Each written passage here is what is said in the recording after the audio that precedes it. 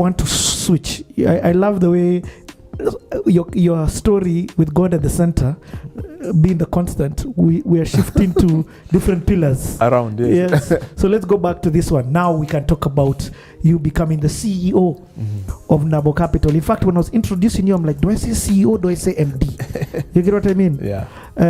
And then you said something like, how can I take CEO? And James Mworia was there. But literally, you are becoming the CEO. Yeah. You did become the CEO of Nabo Capital. Yeah. Let's talk about that transition. So for me, it was a very strange feeling. I remember James Mworia called me to his office, and he told me, Pius, opportunities don't come wrapped in convenience. I still remember those words. He has a way of choosing his words. And he said he would like me to lead that organization, that new subsidiary. And I was in disbelief. But again, God had been preparing me. Remember the David anointing, and I felt at that point God had released me. Now I could become a leader.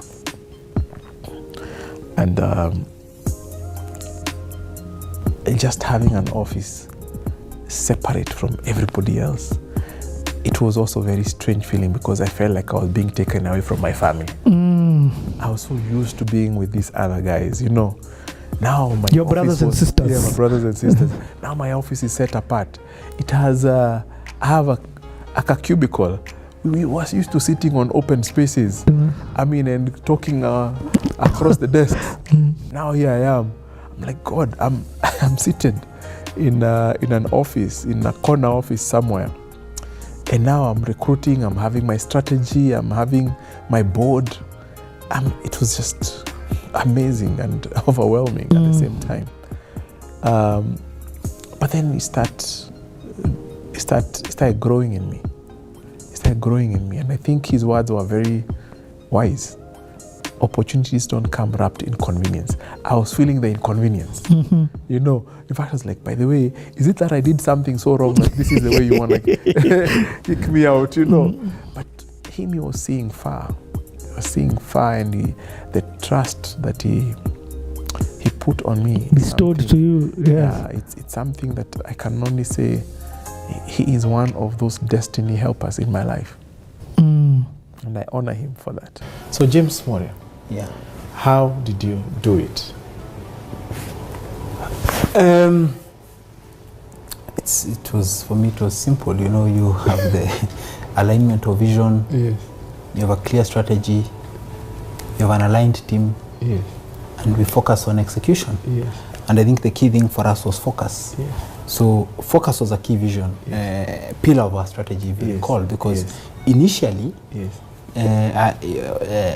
before I rejoined the company as CEO 10 years ago, I was the investment manager, and we had the opportunity to work together those days, and I was in charge of everything, real estate, marketable securities, private equity, and it was not working. So my belief was focus and get teams that are focused, who are going to do one thing and do it very well. And Nabo Capital was a creation of that process, and a lot of our subsidiaries were as a result of us hiving off those initially as departments and eventually as standalone companies, and so that then they could not only serve us but also serve other clients. So the idea behind Nabo Capital, which means one in Maasai, number one in Maasai, is that the team within Nabo had done a very good job of creating value for Centum for a long time.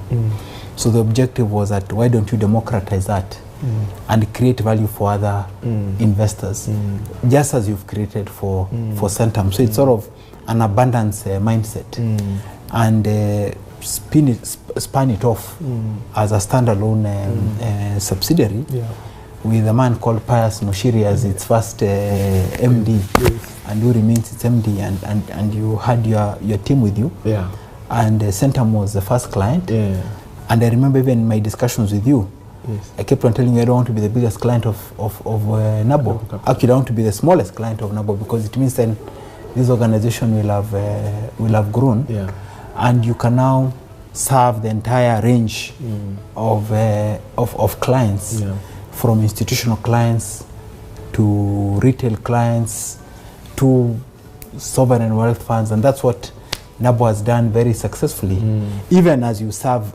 Centum, because my belief is that you can do both at the same time, and the Centum's performance should be unaffected. And I think the track record of Nabo in respect of Centum over the last 10 years speaks for itself. You've generated top tier returns for Centum, even as you've done so for your other clients, but also more importantly, you've built a wonderful environment for your team, because you've then created another subsidiary, and you've also given birth to another subsidiary called Nabo Capital, where again you've spun off and created another organization.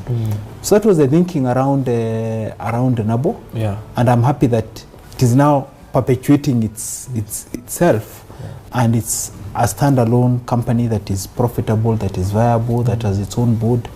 I am happy that I don't even sit on the board because the idea was to create independence. Actually, I've not even asked you, how's your relationship with James Mworia? Very good. My brother is like a brother to me, but also we give him the respect he deserves and the honor he deserves. So you can be brothers, but you can work together with giving him the honor. Yes, I get it. Yes. Very amazing guy. Okay. Very amazing. So, okay, you start within the organization, but then a cubicle. Yeah, I now have my own cubicle. I'm forming my own team. I spinned off with my own team. We are recruiting more people. You're given a budget. Yeah, we are buying system. I was given 18 million shillings to start the business. I have my own balance sheet. I have my own P&L. Man, let me just say this. 18 million shillings is a lot of money, considering what it is that you needed to do. Yeah. We're talking about new offices, all this stuff. Yeah. Staff under you. That's money you need to. After that, you're a baby solo. Yes. So off we go. And the portfolio, my first client was Centum. Good. So our first year, we made revenues of 234 million shillings. Now it's up to you how you want to decide, how you want to invest. Now grow. The portfolio Centum has given you. No, I mean, we have a guideline, a portfolio investment guideline to do that. Okay. So we're investing. How much did you start with from Centum? It was just about that 3 billion.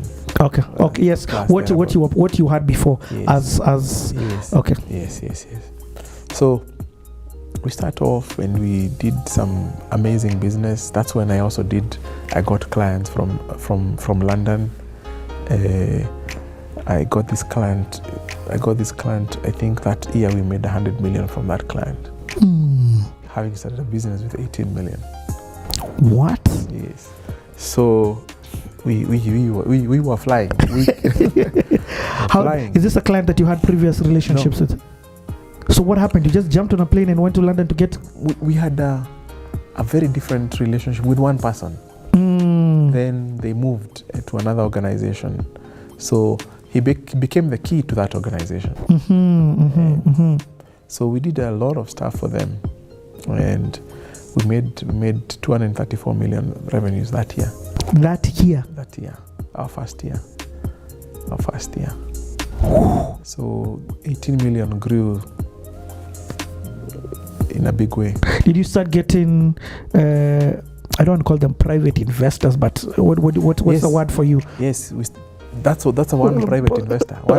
One other, they call third-party investors. Yes. So besides Centum, now we start getting other clients. Now, Nabo,